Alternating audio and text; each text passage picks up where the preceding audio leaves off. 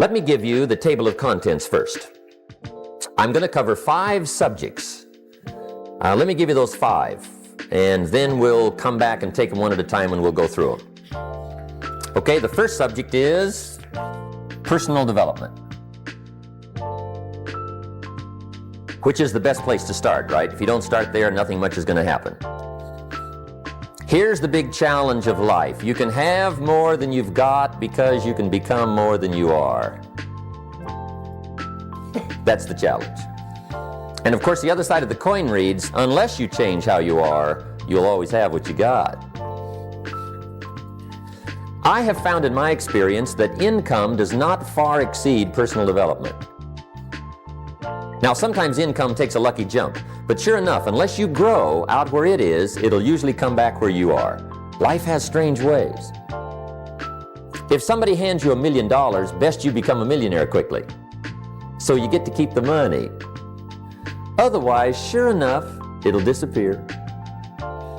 Somebody once said, if you took all the money in the world, divided it up equally among everybody, it would soon all be back in the same pockets. Incredible. Success is something you attract, not something you pursue. Success is looking for a good place to stay. So instead of going after it, you work on yourself. Personal development. See, the major question to ask on the job is not what are you getting? The major question to ask on the job is what are you becoming? See, the big question is not what am I getting paid here? The big question is what am I becoming here? Because true happiness is not contained in what you get. Happiness is contained in what you become. So that's our major subject for tonight, personal development. Of all the assignments Mr. Schoaf gave me at age 25, this was probably the most difficult. In fact, I'm still working on this one. I think it's an unending challenge to see what you can become. The next subject is called basic laws. And it's good to study the basics. And I call these basics primarily because they come from the Bible. Now, I'm not a theologian or a minister, and that'll be apparent. But Mr. Schoaf taught me that the Bible was a good textbook for ideas and stories and success equations, how to live the better life. I found out that was true. He also taught me that the Bible is as practical as it is spiritual, and I found out that's true. If you look at your bank account and your income and you're not happy, there's several places in the Bible to check to see what the heck's wrong, so you can make the changes. And we're going to cover some of those tonight, called basics. Okay, the next subject is my favorite, setting goals. Mr. Schoaf taught me how to set goals. What a favor that was. One morning at breakfast, shortly after I met him, he said, Jim, let me see your current list of goals and let's go over them and talk about them. He said, maybe that's the best way I can help you get a better direction started. And I said, I don't have a list. He said, well, is it out in the car or home somewhere? I said, no, sir. I don't have a list anywhere. He said, well, young man, that's where we got to start. He said, I can tell you right now, if you don't have a list of your goals with you, he said, I can guess your bank balance within a few $100s. Which he did. And that got my attention. I said, you mean my bank balance would change if I had a list of goals? He said, drastically. That day I became a willing student how to set goals. And sure enough, learning how to set goals changed my life. And I often wondered why no one had ever taught me how to set goals up until age 25. I went to high school, but if they offered it, I missed it. I went to college for a year, never heard it. I worked for Sears. Really? And to my knowledge, Sears never taught it. Right? How to set goals. So here I am, age 25, married, my family's starting, I've been to college, I'm working, and I still don't know how to set goals. But fortunately, when I was 25, I met the man who taught me how, and it revolutionized my whole life. Economically, socially, personally, it's incredible. So I want to share with you tonight what Mr. Schoaf shared with me, how to set goals. It can be a life changer. Okay, the next subject is the negative part of the seminar. Life is part negative, so we got to talk about the negative. And this subject is called diseases of attitude. Diseases of attitude. There's a lot of things that can wreck your chances to do well. We live in a rather dangerous world, so you got to be not only wise, you got to be careful. Now, attitude diseases are just as bad as physical diseases, right? High blood pressure, heart trouble. I mean, a lot of things lace your chances to do well. So you've got to be careful. And attitude diseases are deadly. I mean, they'll destroy all the good things you start. Okay, so we'll go through those attitude diseases, how to spot them, how to look for them, what they are, and the cure. And I'm a pro on these because I've had them all, so I can give you excellent advice on these. Now, the last subject we're going to consider tonight is called the day that turns your life around. The day that turns your life around. And under this subject, we're going to talk about the emotions that can change your life. Human beings are emotional creatures, and emotions are powerful for life change. Now, of course, emotions are so powerful they can go either way on you. Emotions can either build or destroy.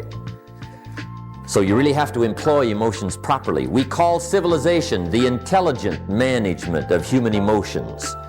If you can intelligently apply your emotions in the right direction, no telling what can happen. Could turn your life around one day would be sufficient. So we'll talk about those. Okay. Now that's a lot to cover in one evening, but we'll keep at it here and see if we can't get it all done.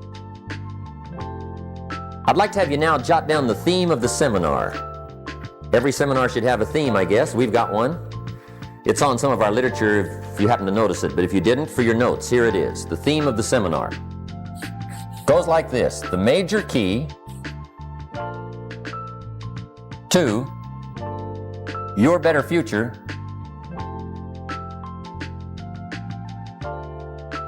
is you. That's the theme of our seminar tonight. The major key to your better future is you. And I'd like to have you underline two words just to give it some added punch. Underline the word major and the word you, so that it reads, the major key to your better future is you. Now, my first suggestion is transfer this to a card or something where you can put it up, where you can see it every day. Preferably put it up where you can see it at the beginning of the day, before you go off to put the day together. This is a good phrase just to glance at, to keep in mind as you're putting the day together. It's called the silent seminar. If you'll just let this talk to you during the day, I found it to be tremendously helpful. The major key to your better future is you. For a big share of my life now, I didn't have this one quite figured out. Among a lot of things I didn't have quite figured out. Many things used to puzzle me back in those early days. I used to wonder why two people could work for the same company, one make twice as much money. Now, see, that used to puzzle me. And maybe they were the same age, graduated from the same school, live in the same community, work for the same company, with the same products and the same services. They've got the same traffic, the same problems, and one makes $1,000 a month, the other one makes $2,000 a month. Now that was my puzzling question. Why would this long list be the same and the money twice as much? I asked, what's the difference between $1,000 a month and $2,000 a month? And I don't mean $1,000 a month, right? I could figure that out. But what makes the difference? Why would one person do twice as well, 3 times as well? Speaking economically, now I know there's more than one way to do well. I understand that. But in this little narrow area called compensation, what's the difference? Well, back then, with my faulty thinking, I'm trying to reason it out. I thought, well, maybe time makes some of the difference, right? Some people do better because they have more time. I used to say, Harold ought to be able to do well. He's got a lot of time. If I had all of Harold's time, I could do well. Now, that's got to be dumb, right? Number one, you can't get somebody else's time. A guy says to me one time, he says, you know, if I had some extra time, I could make some extra money. I said, then forget it. There isn't any extra time. Hey, when the clock strikes 12 midnight, that about wraps it up, right? I mean, you can look around the gongs there for a little more, but it's over. You say to the guy, what are you doing? He says, I'm looking for extra time. See, they'll come and take you away, right? There isn't any more time. Now, if you can't get more time, which you can't, what could you get more of that would make a difference in economic results? And here's the key word. Make it a part of your notes. We're going to consider it tonight. The word is value. And I have a little phrase for your notes. Value makes the difference in results. Value makes the difference. You can't get more time, but you can create more value. Now, here's the first lesson of economics. Everybody should learn it from the time they're old enough to understand what a dollar means, how to earn one, how to get one, how to keep one, what to do with it. First lesson of economics. We primarily get paid for value. That's lesson one. Bringing value to the marketplace, that's how you get paid. You don't get paid for the time. I know it takes time to bring value to the marketplace, but you get paid for the value, not the time. Now, since that's true, here's one of the key questions of the evening. Is it possible to become twice as valuable at the marketplace and make twice as much money in the same time? Could you become 3 times as valuable? Make 3 times as much money in the same time? Is that possible? The answer is yes, if. And it's always if, right? Life is known as the big if. Harry Truman once said, life is iffy. How true. And here's the big if we're going to consider it tonight. It's possible to do much better at the marketplace if you go to work primarily on yourself. And that's the theme of our seminar tonight. Learning to work primarily on yourself. People have asked me for the last 24 years, how do you develop an above average income? And the answer is, become an above average person. Develop an above average handshake. Some people want to be successful, they don't even work on their handshake. As easy as that would be to start on. They let it slide, they don't understand. Develop an above average smile. Develop an above average excitement. Develop an above average interest in other people.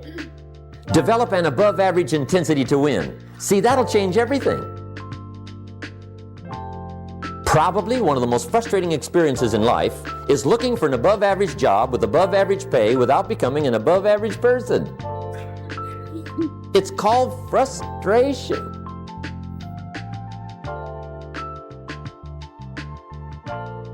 And Mr. Schoaf gave me probably the greatest clue he gave me when I first met him.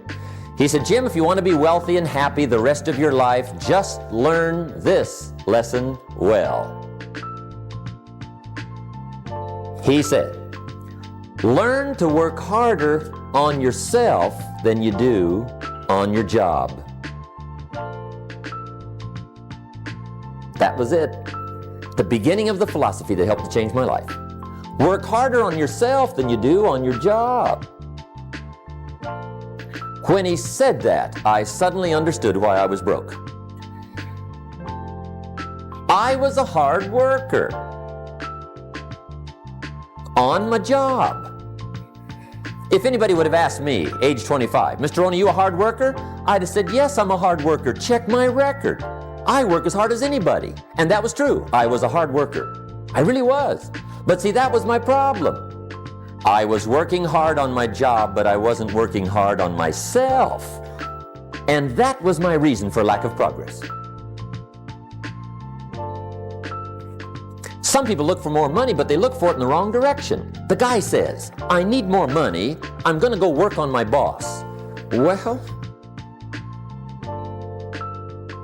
number one, bosses are notorious. They do not play fast and loose with the company till. I've never seen a boss get excited and triple somebody's wages, right? I mean, they don't behave in such an irrational manner. So see, that's not what you work on. Some people say, well, I'll go on strike for more. Well, big deal. The problem with that game is, once you start it, it's never over. You'll always have to strike. And I'll tell you what you get by demand. Little bitty pieces. Barely enough. And now inflation beats that game, right? The guy demands 10%. Inflation's 12. He's behind 2. I mean, it never ends. So see, that's not the key to success. Maybe survival, but not success. The guy in sales says, I've got it. I'll get me some of those books that teach you the tricky sales. And I'll go leap upon my prospects, dazzle them with my sales footwork, grab their money before they know what's happened. Well, you can play those kind of tricks if you want to. My observation shows the last 24 years, you wind up at the bottom of the economic ladder, not the top. See, it's not what you get by tricks. It's not what you get by demand. It's what you get by performance that counts. So that's one of the key phrases of the evening. It's performance that counts. And I discovered this. Performance comes from inside, not outside. For a share of my life, I'm looking for the answers to do well outside. Found out they were inside.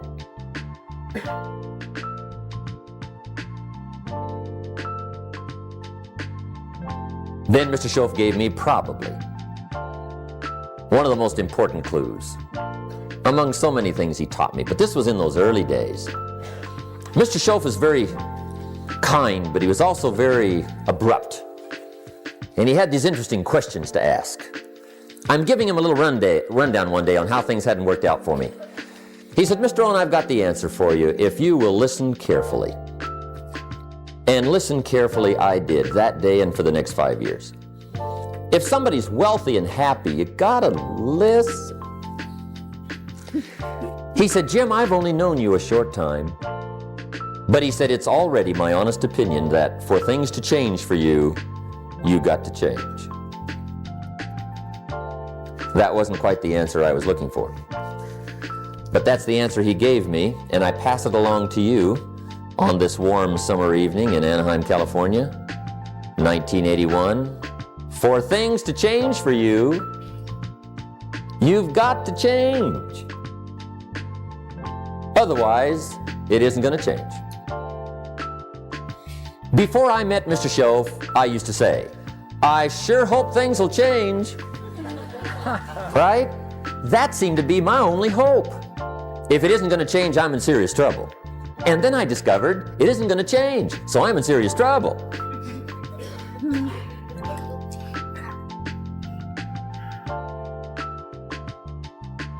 See, I can tell you what the 80s are going to be like. You have dropped into the right place. I did a seminar one time for Standard Oil executives and management in Honolulu. And we're having a conference one day on this big conference table. And one of them said to me, Mr. Rohn, you know some fairly important people halfway around the world. What do you think the 80s are going to be like? I said, gentlemen, I do know the right people. I can tell you. So they all listened very carefully. And I said, gentlemen, based on my wide experience, I can really honestly say to you, in my opinion, in the 80s, it's going to be about like it's always been. Aren't you glad you came? That's inside. I don't pass that around just everywhere.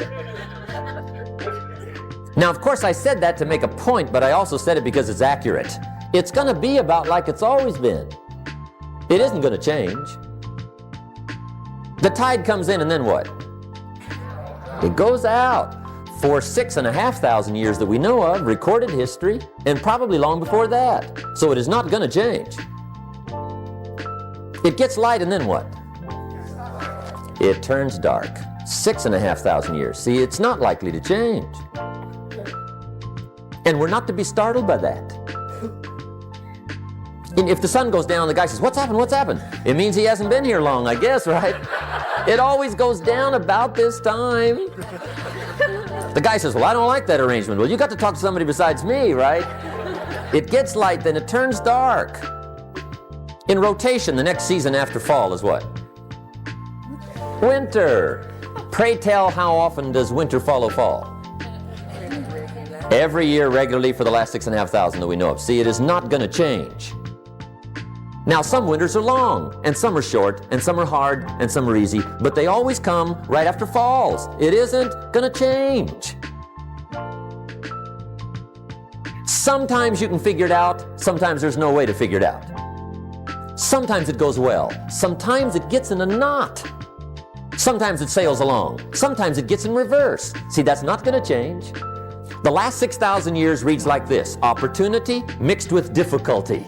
That's how it reads. It isn't going to change. The man says, well, if it isn't going to change, how will my life ever change? Answer, when you change. And whether I'm talking to high school kids or business executives, my message is always the same. And it goes like this: the only way it gets better for you is when you get better.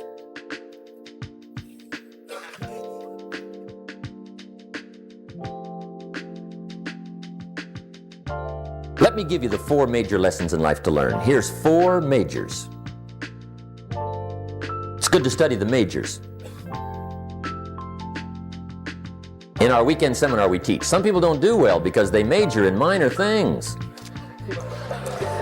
You've got to be on the lookout. At the end of every week, end of every month, you've got to check, make sure you're not spending major time on minor things. Okay, we go through that whole series.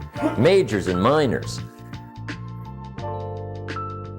Now, let me give you 2 phrases before we get to the 4 majors. This will set it up and you'll see where I'm going. 2 key phrases for your notes. Here's the first one. Life and business is like the changing seasons. That's the first phrase. Life and business is like the changing seasons. One of the best ways to describe life, it's like the seasons. Frank Sinatra sings, life is like the seasons. Now here's the second phrase. Very important. You cannot change the seasons, but you can change yourself. You can't change the seasons, but you can change yourself. And see, that's how life gets better for you, not by chance, but by change. Now here's the 4 major lessons in life to learn. I've got my first book finished, came out a couple of weeks ago. This is in it, the 4 major lessons in life to learn. Here they are. Number 1, learn how to handle the winters. That's lesson 1. They come right after falls, with regularity. Some are long and some are short and some are hard and some are easy, but they keep coming. You must learn to handle the nights. They come right after days. You must learn to handle difficulty. It comes right after opportunity. You must learn to handle recessions. They always follow progressions for the last 6,000. See, it isn't going to change. The lesson you must learn is how to handle it. And there's all kinds of winters, right? The winter when you can't figure it out. The winter when it all goes smash. The winter when it turns belly up. The winter when it won't work, when you've run out of money and you've got a broken heart. See, those are winter times. There's all kinds. Economic winters, social winters, personal winters. When your heart is smashed in 1,000 pieces and the nights are unusually long, your prayers seem to go no higher than your head. It's wintertime. Barbra Streisand sings, "It used to be so natural to talk about forever, but used to be's don't count anymore. They just lay on the floor till we sweep them away. You don't sing me love songs, and you don't say you need me, and you don't bring me flowers anymore." A song of winter. But see, the disappointments come. Those are normal. That's part of life. But the question is, how do you handle it? How do you handle the coming winters and the disappointments and the down times? Well, you can't get rid of January by tearing it off the calendar. But here's what you can do. You can get stronger, you can get wiser, and you can get better. The winters won't change, but you can. And that's how life changes for you. See, before I understood, when it was winter, I used to wish it was summer. I didn't understand. When it was hard, I used to wish it was easy. I didn't know. And then Mr. Schoaf gave me a part of his very unique philosophy when he said, "Don't wish it was easier, wish you were better." See, that triggered my whole life change. Don't wish for less problems, wish for more skills. Don't wish for less challenge, wish for more wisdom. That's the key. So that's lesson 1, learn how to handle the winters. Here's lesson 2, learn how to take advantage of the spring. That's the second one. Spring is called opportunity. And spring follows winter. What a great place for it. If you were going to put it somewhere, that'd be the place to put it, right after winter. And pray tell, how often does spring follow winter? Every year with regularity, 6,000. You can almost count on it. See, opportunity always comes. Days follow nights. Isn't that terrific? Opportunity follows difficulty. But here's what you must learn to do. Underline these 2 words in that key phrase. Take advantage. Underline those 2. You must learn to take advantage of the spring. See, just because spring rolls around is no sign you're going to look good come fall. You gotta do something with it. In fact, you have to get good at one of 2 things in life. Planting in the spring or begging in the fall. Or get somebody to do it for you. See, those are about the only alternatives. Now here's what else you must do. Take advantage of the springs quickly, because there's only a few. Just a handful of springs have been handed to each of us. They don't come forever. Life is fairly brief. So you got to read every book you can get your hands on what to do with your springs while they're here. And take advantage, they soon run out. The Beatles wrote, "Life is so short." And for John Lennon, it was extra short. But life is brief. Elton John sings, "She lived her life like a candle in the wind." It's brief. So whatever you're going to do with your life, you got to get at it. Don't just let the springs pass. Here's the third major lesson in life to learn. Learn how to protect your crops all summer. You got to take care of what you start. Sure enough, as soon as you've planted your garden in the spring, the busy bugs and the noxious weeds are out to take it. And here's the next bit of truth. They will take it unless you prevent it. And that's the third major skill to learn. You've got to learn to prevent the intruder from taking all the good you start. It's one of the challenges. Here's 2 key phrases under number 3. First one, all good will be attacked. On this planet. Maybe not the next one we get to, but on this one, all good will be attacked. Every garden will be invaded. Not to think so is naive. And here's the second phrase. All values must be defended. Political values, social values, community values, family values, marriage values, friendship values, business values. Every garden must be tended all summer. Third major lesson. Now here's number 4. Fourth major lesson in life to learn. Learn how to reap in the fall without complaint. Learn to reap come harvest time without complaint. Take full responsibility for what happens to you. It's one of the highest forms of human maturity, accepting full responsibility.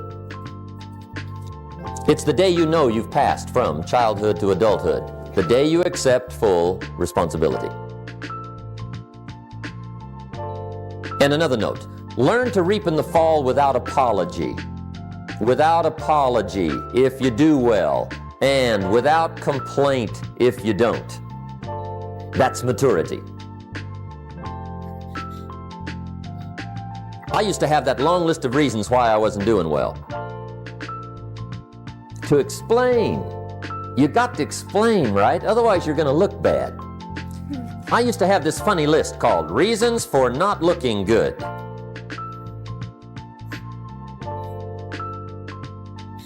I used to blame the government. I mean, you can believe that or not. It was at the top of my list. I had a lecture second to none. The government. That was on my list. I used to blame taxes. Look what you got left after they take everything. And they expect you to do well. That was on my list there. Prices, that one's easy, right? You walk into the supermarket with $20, come out with a little half bag. So I had that on my list. I used to blame the weather. I blamed the traffic. I used to blame my car. I blamed the manufacturers. I used to blame the company. I blamed company policy. I used to blame the training program. I blame my negative relatives. They were always putting me down. I blame my cynical neighbors. They're just selfish, looking out for themselves. Won't loan you money? They were on my list.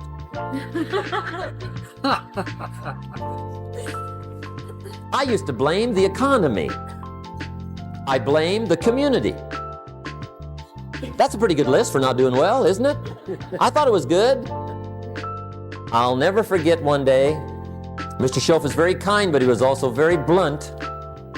And this was no exception. And I'm glad he was blunt. There's a lot of things I'd have missed if he hadn't have been blunt.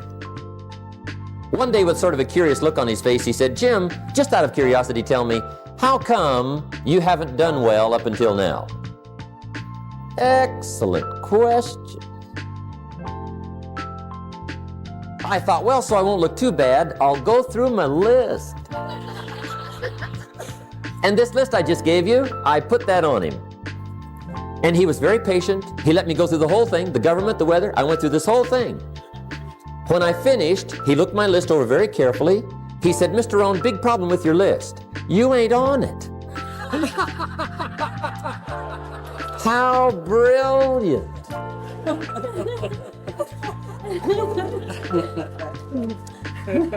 When I went to work for him a few months later, I learned very quickly to tear up my list, reasons for not doing well, and I threw it away. And I got me a fresh piece of paper. And I put one word on it. Me. There's a Black Heritage spiritual that says, "It's not my mother nor my father, nor my brother nor my sister, but it's me, oh Lord, standing in the need of prayer." See, I used to blame everything outside. And then let me give you a little philosophy that helped turn my life around. For your notes, here it is. It's not what happens that determines the quality or the quantity of your life. It's not what happens. And the reason is because what happens to about everybody. No different. The sun went down on all of us last night. A common event, a happening. And I found out that the same things can happen to two different people. One gets rich and one stays poor. Why is that? It's because it's not what happens, but rather it's what you do that changes everything. So that's a key phrase. It's not what happens, it's what you do. What happens is about the same. You might put that in parentheses here. Same. What people do, that's what's different. Anything can happen, right? Everything can happen. I've heard all the stories. I've been one of the stories. Hey, we could all tell stories all night long, right? Happenings. Anything can happen. Have you heard of Murphy's Laws? Anybody here heard of Murphy's Laws? Okay, most of you have. Murph had these laws. One of them was, if anything can go wrong, it will. That's one of Murphy's Laws. He was not one of the great positive speakers of the day. But anyway, it's still true though, right? Anything can go wrong, everything can go wrong. For sure. I've fallen out of the sky so many times. Once to the tune of a couple of million. Devastating. Took me a while to survive that one. Now, it wasn't all that much, but it was all I had. Right? I mean, that's when it's much, right? When it's all you got. If you got 3, 2 go, you got 1 left, you ain't looking that bad. But when it all goes, has anybody been there when it all went? Anybody? Come on, the rest of you liars. Go ahead. Hey, we've all been there, right? When it all went. Of course, it used to be a long time ago, right? When you ran out of money, got to 0, you were all through. Heck, now you can whistle right on by 0, right? I mean, they will bury you. That's what they will do.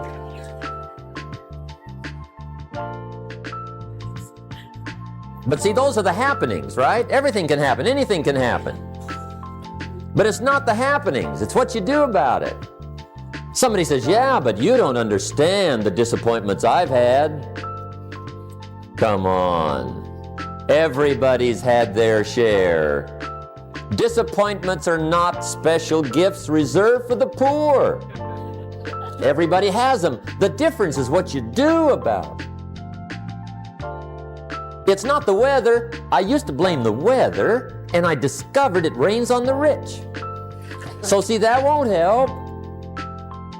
2 men wake up one morning, there's a rainstorm on. One of them looks out his window, sees the rainstorm, and he says, wow, what a storm. With weather like this, they can't expect you to go out and make sales. He stays home. Same morning, the other guy looks out his window, sees the same storm, says, wow, what a storm. But he says, you know what, with weather like this, what a great day to go out and make sales. Most everybody will probably be home, especially the salesman.